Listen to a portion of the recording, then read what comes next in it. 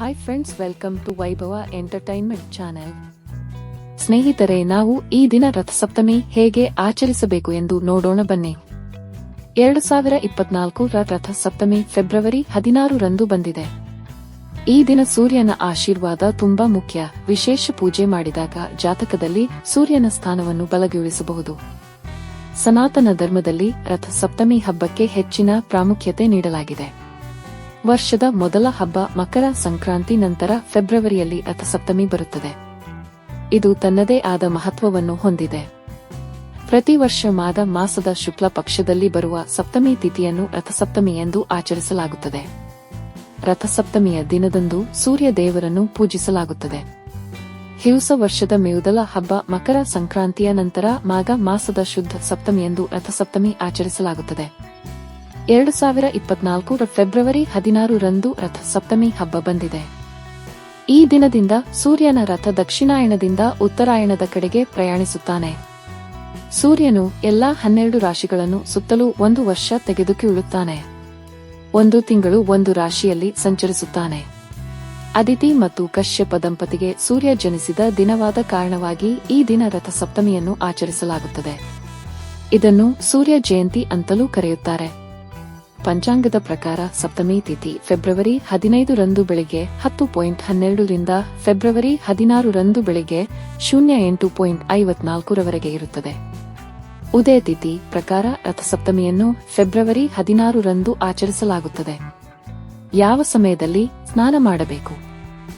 ರಥಸಪ್ತಮಿಯ ದಿನದ ಸ್ನಾನದ ಸಮಯವನ್ನು ಕುರಿತು ಹೇಳುವುದಾದರೆ, ಈ ದಿನ ಬೆಳಿಗ್ಗೆ 5:17 ನಿಮಿಷದಿಂದ 6:59 ನಿಮಿಷಗಳ ನಡುವೆ ಪವಿತ್ರ ನದಿಯಲ್ಲಿ ಸ್ನಾನ ಮಾಡುವುದು ಮಂಗಳಕರವಾಗಿರುತ್ತದೆ.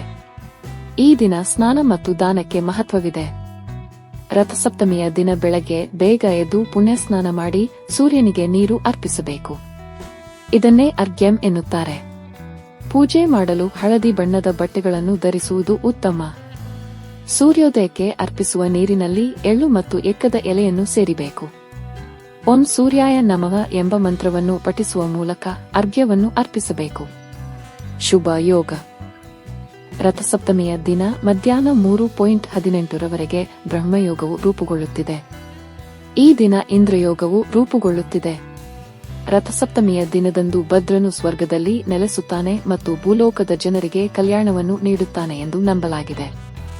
ಬ್ರಹ್ಮ ಮುಹೂರ್ತದಲ್ಲಿ ಎದ್ದು ಸ್ನಾನ ಮಾಡಿ ಸೂರ್ಯನಿಗೆ ನೀರು ಅರ್ಪಿಸಿದರೆ ಸೂರ್ಯದೇವರ ಆಶೀರ್ವಾದ ಸಿಗುತ್ತದೆ. ತಲೆಯ ಮೇಲೆ 7 ಎಕ್ಕದ ಗಿಡದ ಎಲೆಗಳನ್ನು ಇಟ್ಟುಕೊಂಡು ಸ್ನಾನ ಮಾಡಿದರೆ 7 ಜನ್ಮಗಳಲ್ಲಿ ಮಾಡಿದ್ದ ಪಾಪಗಳು ಹೋಗುತ್ತವೆ ಎಂಬ ನಂಬಿಕೆಯಿದೆ. ಎಕ್ಕದ ಎಲೆಗಳಿಗೆ ಅರ್ಕಪತ್ರ ಅಂತಲೂ ಕರೆಯುತ್ತಾರೆ. ಸೂರ್ಯನಿಗೆ ಅರ್ಕ ಎಂಬ ಹೆಸರು ಕೂಡ ಇದೆ. ಹಾಗಾಗಿಯೇ ಸೂರ್ಯನಿಗೆ ಎಕ್ಕದ ಗಿಡದ ಎಲೆಗಳೆಂದರೆ ಇಷ್ಟ. ರಥಸಪ್ತಮಿಯ ದಿನದಂದು ಮುಂಜಾನೆ ಎದ್ದು ಪೂರ್ಣ ಹೃದಯದಿಂದ ಸೂರ್ಯ ದೇವರಿಗೆ ನಮಸ್ಕರಿಸಿ ಪೂಜಾ ಕೋಣೆಯನ್ನು ಶುದ್ಧಗಿಳಿಸಿ ಪೂಜಾ ಸಾಮಾನುಗಳನ್ನು ಹೊಂದಿಸಿಕೊಳ್ಳಿ. ಸೂರ್ಯ ದೇವನನ್ನು ಸ್ಥಾಪಿಸಿ ಹೂವು, ಹಣ್ಣು, ಕುಂಕುಮ, ನೈವೇದ್ಯ ಎಲ್ಲವನ್ನೂ ಅರ್ಪಿಸಬೇಕು. ಪೂಜೆ ಮಾಡುವ ವಿಧಾನಗಳು. ರಥ ಸಪ್ತಮಿ ದಿನ ಕೆಲವು ಕಾರ್ಯಗಳನ್ನು ಮಾಡುವುದರಿಂದ ಸೂರ್ಯ ಪ್ರಾಶನ ಬಲಗೊಳ್ಳುತ್ತದೆ. ಆ ದಿನ ಅಪ್ಪಿತಪ್ಪಿಯೂ ಉಪ್ಪನ್ನು ತಿನ್ನಬೇಡಿ. ಅಲ್ಲದೆ ಉಪ್ಪನ್ನು ದಾನ ಮಾಡುವುದು ಶುಭಕರವೆಂದು ಪರಿಗಣಿಸಲಾಗಿದೆ.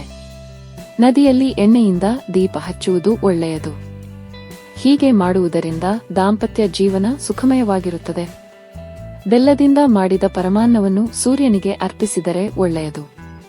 ಬೇಳೆ, ಬೆಲ್ಲ, ರಾಗಿ, ಗೋಧಿ, ಕೆಂಪು ಅಥವಾ ಕಿತ್ತಳೆ ಬಣ್ಣದ ಬಟ್ಟೆಯನ್ನು ದಾನ ಮಾಡಿದರೆ ಸೂರ್ಯ ಕೃಪೆಗೆ ಪಾತ್ರರಾಗುತ್ತೀರಿ. ರಥಸಪ್ತಮಿಯ ದಿನದಂದು ಈ ಮಂತ್ರಗಳನ್ನು ನಿಜವಾದ ಹೃದಯದಿಂದ ಪಠಿಸಿ. ಓಂ ಹ್ರಾಂ ಹ್ರೀಂ ಹ್ರಾಂ ಸ ಸೂರ್ಯಾಯ ನಮಃ, ಓಂ ಗುಣಿ ಸೂರ್ಯಾಯ ನಮಃ ಎಂದು ಪಠಿಸಿ. ನಮ್ಮ ಚಾನೆಲ್ಗೆ ಹೊಸಬರಾಗಿದ್ದರೆ ಸಬ್ಸ್ಕ್ರೈಬ್ ಮಾಡ್ಕೊಳ್ಳೋದನ್ನ ಮರಿಬೇಡಿ. ನಮ್ಮನ್ನು ಪ್ರೋತ್ಸಾಹಿಸಿ. Thanks for watching. Please like, share and video.